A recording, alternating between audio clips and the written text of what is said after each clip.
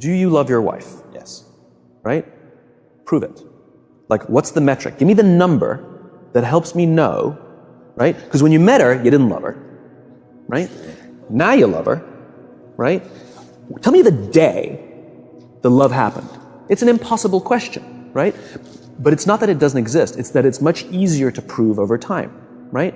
So all leadership is the same thing. It's about transitions. So if you were to go to the gym, right? It's like exercise, right? If you go to the gym and you work out and you come back and you look in the mirror, you will see nothing. And if you go to the gym the next day and you come back and you look in the mirror, you will see nothing, right? So clearly there's no results, can't be measured, it must not be effective. So we quit, right? Or if you fundamentally believe that this is the right course of action and you stick with it, like in a relationship, I bought her flowers and I wished her happy birthday, and she doesn't love me. Clearly I'll give up. You know, that's not what happens. If you believe there's something there, you commit yourself to an act of service. You commit yourself to the regime, the exercise. You can screw it up. You can eat chocolate cake one day. You can skip a day or two. You know, it allows for that. But if you stick with it consistently, I'm not exactly sure what day, but I know you'll start getting into shape. I know it. And the same with the relationship. It's not about the events. It's not about intensity. It's about consistency. Right? You go to the dentist twice a year, your teeth will fall out. You have to brush your teeth every day for 2 minutes. What does brushing your teeth twice a day for 2 minutes do? Nothing. Unless you do it every day, twice a day for 2 minutes. Right? It's the consistency. Going to the gym for 9 hours does not get you into shape. Working out every day for 20 minutes gets you into shape. So the problem is we treat leadership with intensity. We have a 2-day offsite, we invite a bunch of speakers, we give everybody a certificate. You're a leader, right? Those things are like going to the dentist. They're very important. They're good for reminding us or getting us back on track, learning new lessons. But it's the daily practice of all the monotonous, little, boring things like brushing your teeth that matter the most. She didn't fall in love with you because you remembered her birthday and bought her flowers on Valentine's Day. She fell in love with you because when you woke up in the morning, you said good morning to her before you checked your phone. She fell in love with you because when you went to the fridge to get yourself a drink, you got her one without even asking. She fell in love with you because when you had an amazing day at work and she came home and she had a terrible day at work, you didn't say, yeah, but let me tell you about my day. You sat and listened to her awful day and you didn't say a thing about your amazing day. This is why she fell in love with you. I can't tell you exactly what day, and it was no particular thing you did. It was the accumulation of all of those little things that she woke up one day and as if she pressed a button, she goes, I love him. Right? Leadership is exactly the same. There's no event. There's no thing I can tell you you have to do that your people will trust you. It just doesn't work that way. It's an accumulation of lots and lots of little things that anyone by themselves is innocuous and useless. Literally, pointless by themselves. People will look at little things that are good leadership practices and say, that won't work. And you're absolutely right. But if you do it consistently, and you do it in combination with lots of other little things, like saying good morning to someone, that looking them in the eye. My friend George, who's a 3-star general in the Marine Corps, he says his test for leadership, and I love this, he goes, his test for a good leader is if you ask somebody how their day is going, you actually care about the answer. Right? The number of times we're walking to a meeting, we're rushing, we go, how are you? Not good, I got to get to you later, I'm late for a meeting. Right. If you ask the question, you were standing there and you were listening to the answer. It's those little innocuous things that you do over and over and over and over that people will say, I love my job. Not I like my job. I like my job means, yeah, the challenge is great, they pay me well, I like the people. I love my job means, I don't want to work anywhere else. I don't care how much somebody else is willing to pay me. I'm devoted to the people here, and I care desperately about the people here as if they were my family. In business, we have colleagues and coworkers. In the military, they have brothers and sisters. That's how they think of each other, right? If you really have a strong corporate culture, the people will think of each other like brothers and sisters. It's like a family, right? No. Brothers and sisters. Deep love. Fight, but the love doesn't go away. Right? Bicker, the love doesn't go away. And I'll fight with my sister, but if you threaten my sister, you're going to have to deal with me. Right. Right? We'll fight internally, we'll bicker with each other, but nobody's going to hurt each other. And if anything from the outside shows up, you're looking at a unified front. brothers and sisters. Now, how do you create brothers and sisters out of strangers? Common beliefs, common values, parents, in other words, executives who care about their children's success, who care to raise their children, teach them skills, discipline them when necessary, help them build their self-confidence so that they can go on and achieve something more than you could have ever imagined achieving for yourself. That's leadership, an absolute love and devotion for the people who've committed their lives to this enterprise. That's such a brilliant reframe. It's so simple and so beautiful and unbelievably hard work. It is and it isn't. Here's why it is. You said it. It's hard to measure, right? It's hard for me to show. It's hard to measure in the short term. It's very easy to measure in the long term. Over the long term, the traditional metrics will go up. All your revenues, profits, market share, the traditional metrics will go up, and more importantly, they'll go up more stably, right? You will be able to weather hard times better because the people will come together. They won't abandon ship, right? Over the long term, the traditional metrics are just fine. But also over the long term, your churn will go down, right? You won't be going through employees as much, right? Over the long term, you'll find that loyalty is much higher, that people will turn down better paying jobs, right? Over the long term, all the traditional metrics are just fine, and then some. It's only the short term that it's hard to measure. I was staying at the Four Seasons in Las Vegas, which is a wonderful hotel. And the service there is really great. The reason it's such a great hotel is because of the people who work there. And I had an experience with a young man by the name of Noah. And Noah's a barista in the coffee shop that they have just there in the lobby. And I was buying a cup of coffee, and Noah was charming and funny and engaging. And I think I gave 100% tip. I think my $5 coffee, I think I gave a $5 tip. I mean, this guy was great. I loved talking to him. He was a joy. And I asked him, do you like your job?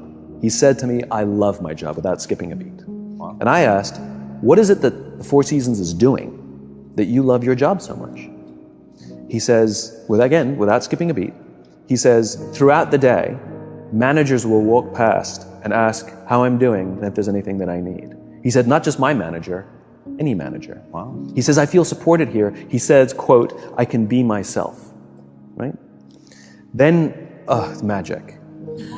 And then he says to me, I also work at Caesar's Palace. And there, the managers go around to make sure that we're doing everything right and catch us if we do something wrong. He says, when I go to work at Caesar's Palace, I keep my head just under the radar because I don't want to get in trouble. He says, I just want to get through the day and make a paycheck. Right? Wow. Same person. Right. The experience that I have at the Four Seasons will be diametrically opposite to the experience that I have at Caesar's Palace, not because of Noah, but because of Noah's leadership. Right. And the joke is, if I were to go talk to the managers over at Caesar's Palace and say, it's you, they'll say, but you don't understand, we cannot get good work out of our people. Look, no matter how hard we try and how hard we push them, they just don't, so we either have to replace them or push them harder. No.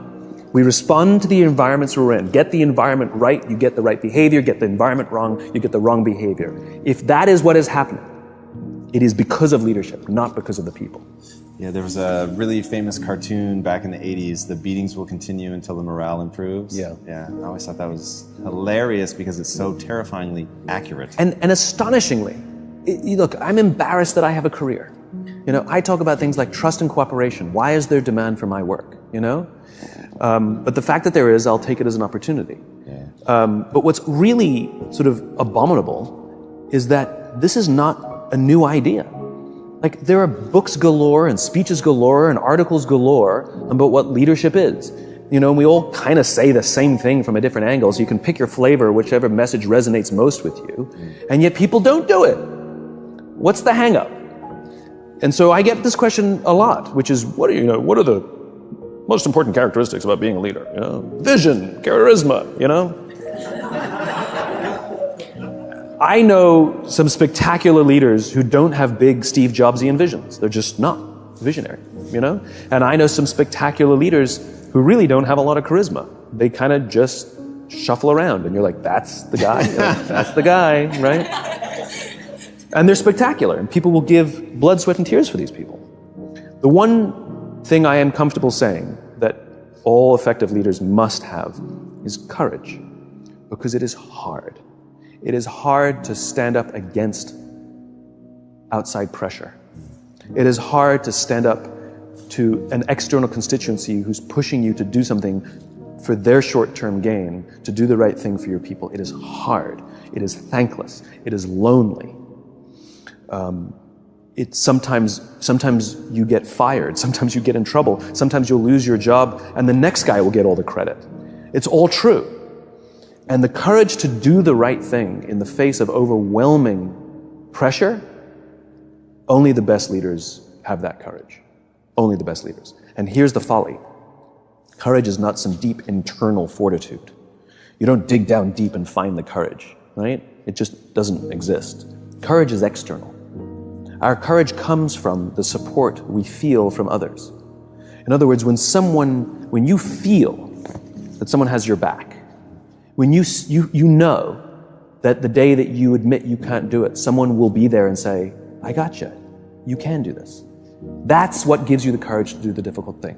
It's not going off to an ashram by yourself somewhere for 4 weeks and coming back and finding the courage. It's not what happens.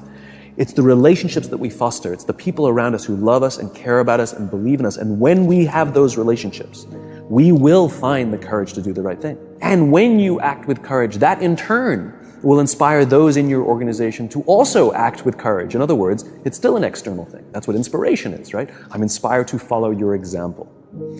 But those relationships that we foster over the course of a lifetime will not only make us into the leaders we need to be and hope we can be, but they'll often save your life. They'll save you from depression, they'll save you from giving up, they'll save you from any matter of negative feelings about your own capabilities, your own future. When someone just says, I love you, and I will follow you no matter what. I want to talk about that for a second. Why do you think that something so innate, so deeply ingrained in us as love is so, like just yesterday, I can't believe this is true, this is actually true, I'm not making this up. Just yesterday, this will mean something to you guys, I looked Ron Penna in his eyes and I said, I love you.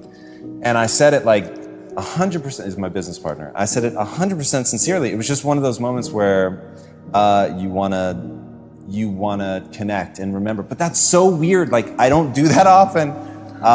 And it's so interesting that it becomes out of context, Sure. Maybe is the best way to say it, because like at home with my wife, it's so easy and I love to embody it and I love to feel it and it makes me feel awesome. But then I come into the office and there's something about the context that makes it weird. Yes, two perspectives. One is, this is what vulnerability is, right? Being vulnerable doesn't mean crying. Being vulnerable means willing to admit you made a mistake. Being vulnerable is the willingness to say, I need help. Being vulnerable is the willingness to express the feelings you have towards someone without fear of what other people may think of you by making that expression. And most people, especially if they don't have a trusting environment or a strong corporate culture, most people don't want to feel vulnerable. It's dangerous to feel vulnerable. If you admit you made a mistake or you don't know what you're doing, you've been promoted into a job that you have no clue or no business being in that job, lying, hiding, and faking is a much better option, right? But for the fact that it's more stressful and ultimately the results will falter, right? It's counterintuitive. But that's what a strong environment means. It means I can be vulnerable. So the fact that you can say that out loud means that there's a loving, trusting culture here that is okay with you being vulnerable. Nobody's thinking, oh my God, this company's going downhill, this guy's nuts. He's blubbering all over the place, That's not what people are thinking. I mean, some people are probably thinking it. But generally, that's not what people are thinking. If anything, people are going, cool. And that then inspires them to feel that they can also express vulnerability, like admit a mistake, like say they screwed up, like say they need help, but say, they want to offer help to someone and not fear that either. So that's one perspective. The other reason why stuff that I talk about or that you're talking about now is so often ignored is just because it's hard to measure. How do you measure leadership? How do you measure it? That's going to be one of my questions. How do you measure trust? You know, they lack good metrics. It's very easy to measure revenues and profits and market share. So let's focus on those things, because I can like pull a lever here and see what happens over there. Right. But in terms of like trust, I'll pull a lever here and I won't see anything for 6 months.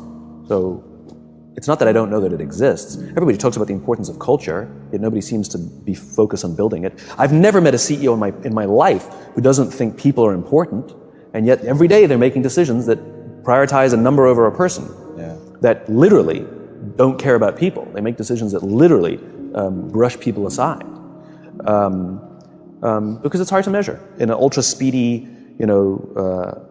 algorithmic world that we live in. What gets measured gets done.